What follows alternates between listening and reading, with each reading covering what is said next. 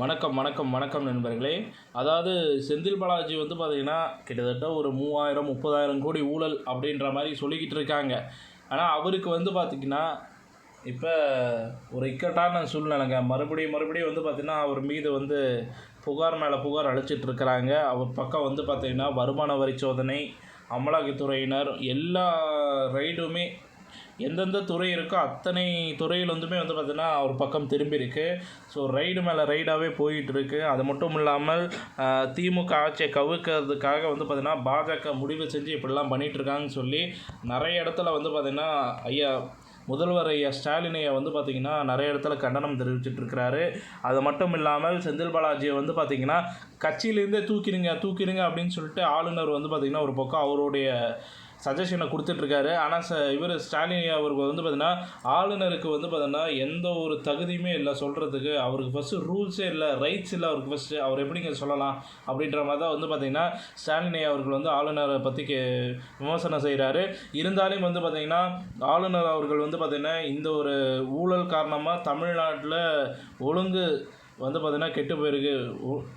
ஒரு தமிழக ஆட்சியே வந்து பார்த்திங்கன்னா ஒரு சரிவர இல்லை அப்படின்ற மாதிரி வந்து பார்த்திங்கன்னா இப்போ பேசப்பட்டு வந்துட்டுருக்கு. அது மட்டும் இல்லாமல் செந்தில் பாலாஜி மீது வந்து பார்த்திங்கன்னா நிறைய தரப்பினர் வந்து பார்த்திங்கன்னா புகார் அளிச்சுட்டு தான் இருக்காங்க. செந்தில் பாலாஜி வந்து கட்சியில் இருக்கக்கூடாது, நீங்கள் எப்படி வந்து இலாக்கா இல்லாத அமைச்சராக வந்து செந்தில் பாலாஜி வந்து கட்சியில் வச்சுக்க முடியும், அவர் கட்சியிலேருந்தே தூக்கணும், அவர் மீது வந்து குற்றங்கள் நிரூபிக்கப்பட்டால் வந்து பார்த்திங்கன்னா கட்சியில் இருக்கிற அனைத்து முக்கிய பிரமுகர்களும் மாட்டுவாங்க, அதனால தான் வந்து பார்த்திங்கன்னா அவர் கட்சியிலேருந்து தூக்கிறதுக்கு ரொம்ப சங்கடப்படுறாங்க அப்படின்ற மாதிரிலாம் வந்து சொல்லிகிட்டு இருக்காங்க.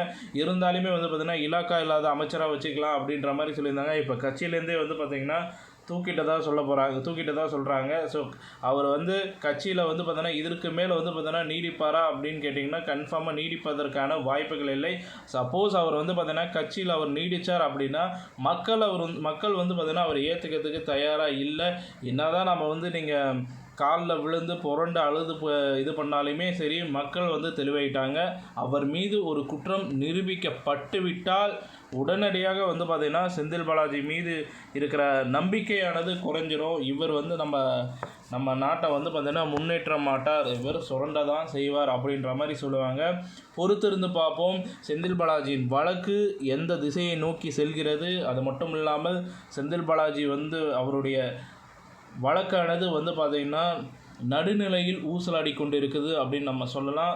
கூடிய சீக்கிரமே செந்தில் பாலாஜியின் வழக்கில் ஒரு முற்றுப்புள்ளி கிடைக்கும் அப்படின்றத உறுதியாக நம்ம எதிர்பார்க்கலாங்க. செந்தில் பாலாஜி அவர்கள் ஜெயிலுக்கு போவாரா அல்லது வீட்டிற்கு செல்வாரா அப்படின்றத நீங்கள் தாங்க சொல்லணும்.